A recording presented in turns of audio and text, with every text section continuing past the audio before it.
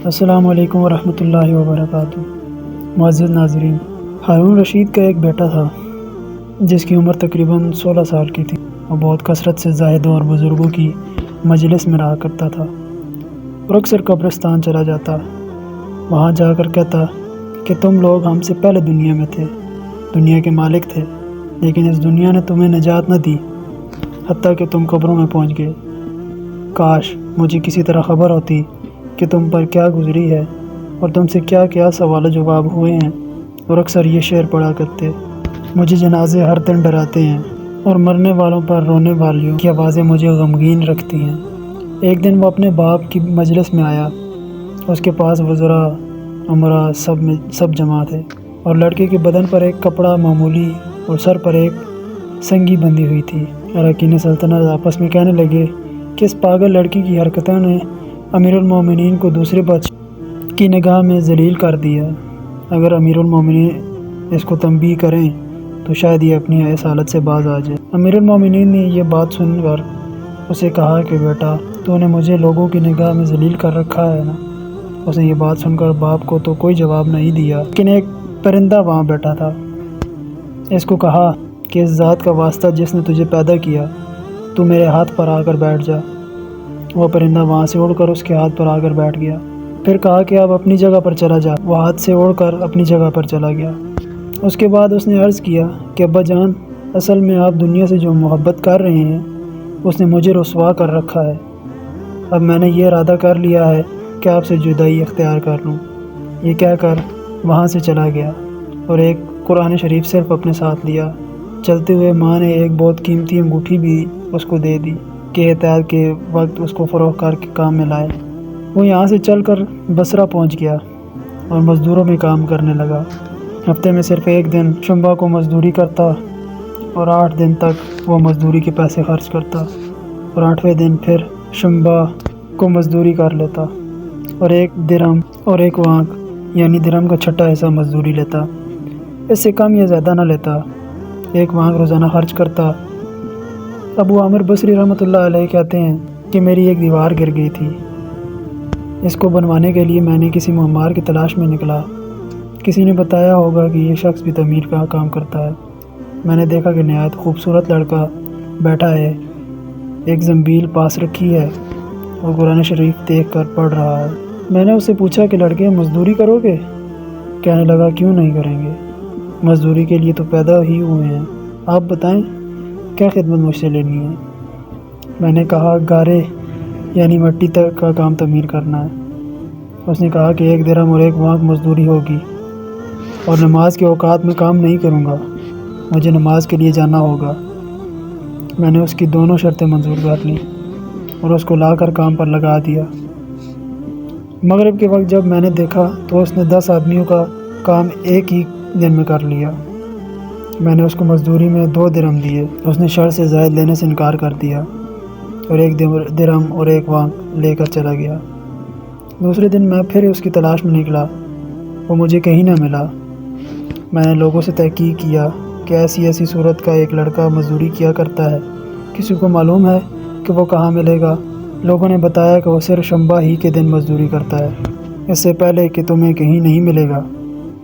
مجھے اس کے کام کو دیکھ کر ایسی رغبت ہوئی کہ میں نے 8 دن تک اپنی تعمیر بند کر دی اور شنبہ کے دن اس کی تلاش میں نکلا۔ وہ اسی طرح بیٹھا قرآن شریف پڑھتا ہوا ملا۔ میں نے سلام کیا اور مزدوری کرنے کو پوچھا۔ اس نے وہی پہلی والی 2 شرطیں بیان کی، میں نے منظور کر لیں۔ وہ میرے ساتھ آ کر کام میں لگ گیا۔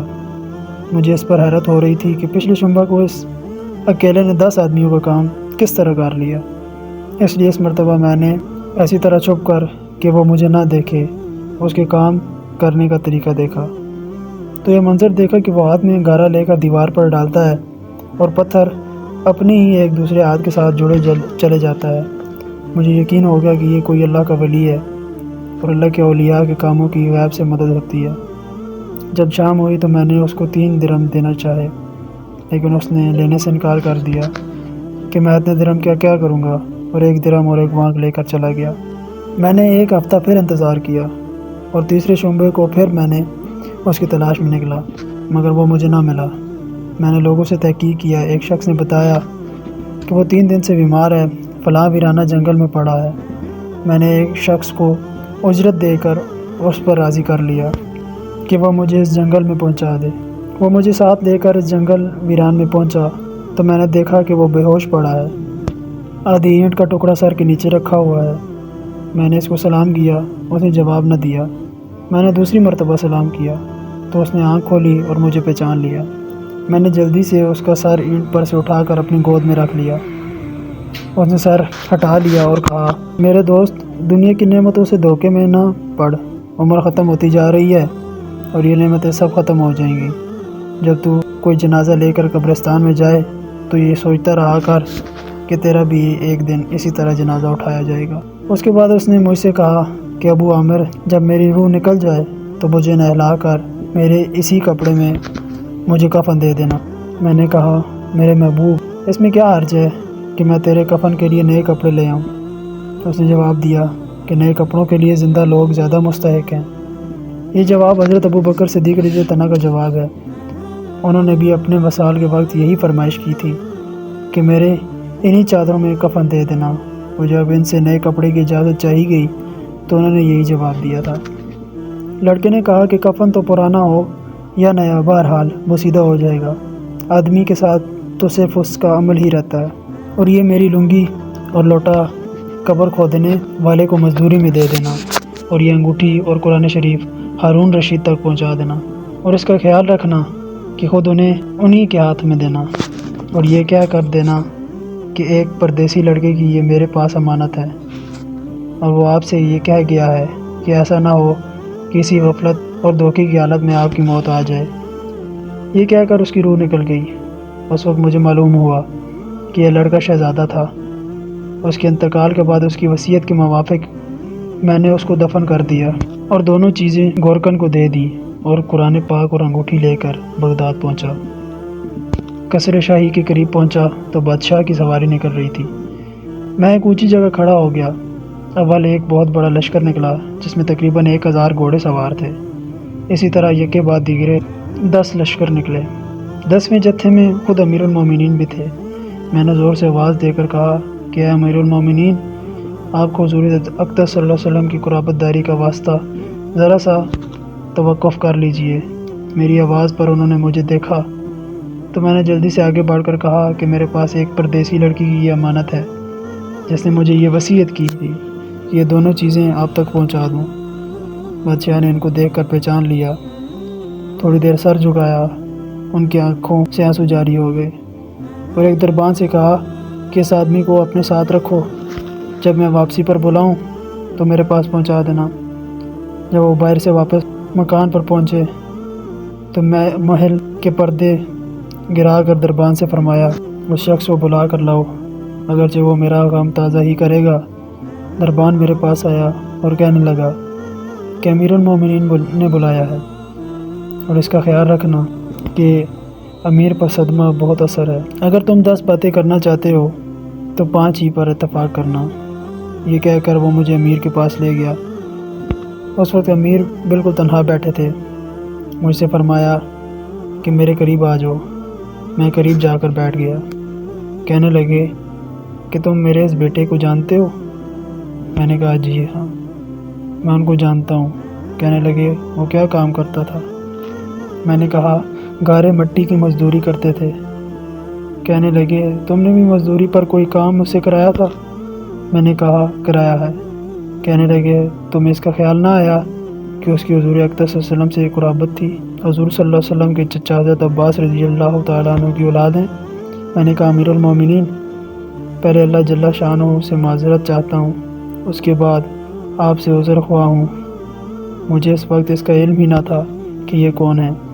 مجھے ان کے انتقال کے وقت ان کا حال معلوم ہوا۔ کہنے لگے کہ تم نے اپنے ہاتھ سے اس کو غسل دیا؟ میں نے کہا جی ہاں۔ کہنے لگے اپنا ہاتھ لاؤ۔ میرا ہاتھ لے کر اپنے سینے پر رکھ دیا اور چند شعر پڑھے جن کا ترجمہ یہ ہے، اے وہ مسافر جس پر میرا دل پگھل رہا ہے اور میری آنکھوں سے آنسو جاری ہیں، اے وہ شخص جس کا مکان یعنی کہ قبر دور ہے لیکن اس کا غم میرے قریب ہے، بے شک موت ہر اچھے سے اچھے عیش کو مقدر کر دیتی ہے۔ وہ مسافر ایک چاند کا ٹکڑا تھا، یعنی اس کا چہرہ جو خالص چاندی کی ٹہنی پر تھا، یعنی اس کے بدن پر۔ بس چاند کا ٹکڑا بھی قبر میں پہنچ گیا اور چاندی کی ٹہنی بھی قبر میں پہنچ گئی۔ اس کے بعد ہارون رشید نے بصرہ اس کی قبر پر جانے کا ارادہ کیا۔ ابو عامر رحمۃ اللہ علیہ ساتھ تھے۔ اس کی قبر پر پہنچ کر ہارون رشید نے چند شعر پڑھے جن کا ترجمہ یہ ہے: اے وہ مسافر جو اپنے سفر سے کبھی بھی نہ لوٹے گا، موت نے کم عمری کے ہی زمانہ میں اس کو جلدی سے اچک لیا۔ اے میری آنکھوں کی ٹھنڈک، تو میرے لیے انس اور دل کا چین تھا، لمبی راتوں میں بھی اور مختصر راتوں میں بھی تو نے موت کا وہ پیالہ پیا ہے جس کو عنقریب تیرا بوڑھا باپ بڑھاپے کی حالت میں پیے گا، بلکہ دنیا کا ہر آدمی اس کو پیے گا، چاہے وہ جنگل کا رہنے والا ہو یا شہر کا۔ بس سب تعریفیں اسی وحدہ لا شریک کی ہیں جس کی لکھی ہوئی تقدیر کے یہ کرشمے ہیں۔ ابو عامر رحمۃ اللہ علیہ کہتے ہیں کہ اس کے بعد جو رات آئی تو میں نے اپنے وظائف پورے کر کے لیٹا ہی تھا کہ میں نے خواب میں ایک نور کا قبہ دیکھا جس کے اوپر نور ہی نور پھیل رہا تھا۔ اس نور کے ابر میں سے اس لڑکے نے مجھے آواز دے کر کہا: ابو عامر، تمہیں حق کو تعالیٰ شانہ جزائے خیر عطا فرمائے، تم نے میری تجہیز و تکفین کی اور میری وصیت پوری کی۔ میں نے اس سے پوچھا کہ میرے پیارے تیرا کیا حال گزرا؟ کہنے لگا: میں ایسے مولا کی طرف پہنچا ہوں جو بہت کریم ہے اور مجھ سے بڑا راضی ہے۔ مجھے اس مالک نے 2 چیزیں عطا کی جو نہ کبھی کسی آنکھ نے دیکھی، نہ کان نے سنی، نہ کسی کے دل پر ان کا خیال گزرا۔ حضرت عبداللہ بن مسعود رضی اللہ تعالیٰ عنہ فرماتے ہیں کہ تورات میں لکھا ہے کہ حق تعالیٰ شانہ نے ان لوگوں کے لیے جن کے پہلو رات کو خواب گاہوں سے دور رہتے ہیں، یعنی تہجد گزاروں کے لیے، وہ چیزیں تیار کر رکھی ہیں جن کو نہ کسی آنکھ نے دیکھا، نہ کان نے سنا، اور نہ کسی آدمی کے دل پر ان کا خیال گزرا۔ نہ ان کو کوئی مقرب فرشتہ جانتا ہے، نہ کوئی نبی رسول جانتا ہے، اور یہ مضمون قرآن پاک میں بھی ہے۔ ترجمہ: کسی شخص کو خبر نہیں جو آنکھوں کی ٹھنڈک کا سامان ایسے لوگوں کے لیے خزانہ غیب میں موجود ہے۔ اس کے بعد اس لڑکے نے کہا کہ حق تعالیٰ شانہ نے قسم کھا کر فرمایا ہے کہ جو بھی دنیا سے اس طرح نکل آئے جیسے میں نکل آیا، اس کے لیے یہی اعزاز اور اکرام ہیں جو میرے لیے ہوئے ہیں۔ صاحب رفض کہتے ہیں کہ یہ سارا قصہ مجھے اور طریقے سے بھی پہنچا ہے۔ اس میں یہ بھی ہے کہ کسی شخص نے ہارون رشید سے اس لڑکے کے متعلق سوال کیا تو انہوں نے بتایا کہ میرے بادشاہ ہونے سے پہلے یہ لڑکا پیدا ہوا تھا، بہت اچھی تربیت پائی تھی، قرآن پاک بھی پڑھا تھا اور علوم بھی پڑھے تھے۔